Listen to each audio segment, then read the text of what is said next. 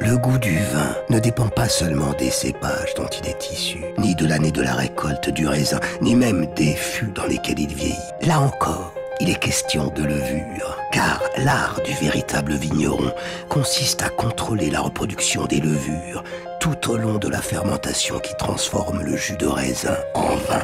La plupart des vignerons recourent à des produits chimiques, rajoutent des levures sélectionnées afin de contrôler facilement la fermentation, mais ils produisent des vins au goût standardisé.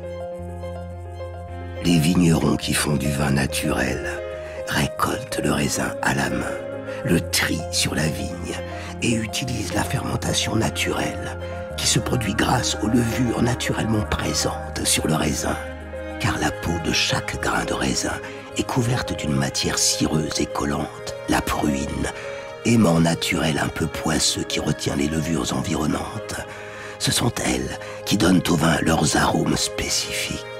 Indigènes à chaque parcelle de vigne, les levures la protègent par leur simple présence, en concurrençant les micro-organismes indésirables. C'est pour cela que le vigneron badigeonne les tonneaux avec la lie de ses propres vins.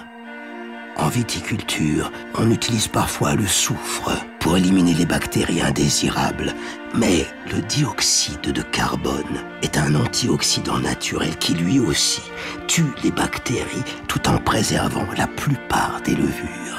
Le vigneron sait donc utiliser les micro-organismes pour influer sur le goût du vin qu'il souhaite produire. Par exemple, pour faire des vins moelleux, le vigneron laisse se développer sur le raisin une moisissure qui permet d'obtenir l'arôme particulier de certains vins liquoreux.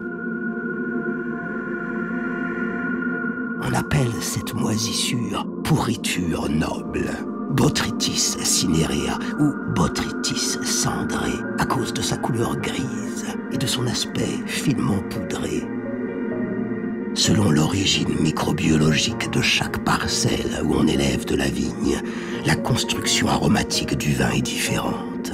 Le vigneron peut ainsi transmettre une identité propre à chaque cuvée et influer sur l'émotion et même sur l'ivresse que chaque vin procurera. Un immense pouvoir contenu dans de minuscules levures.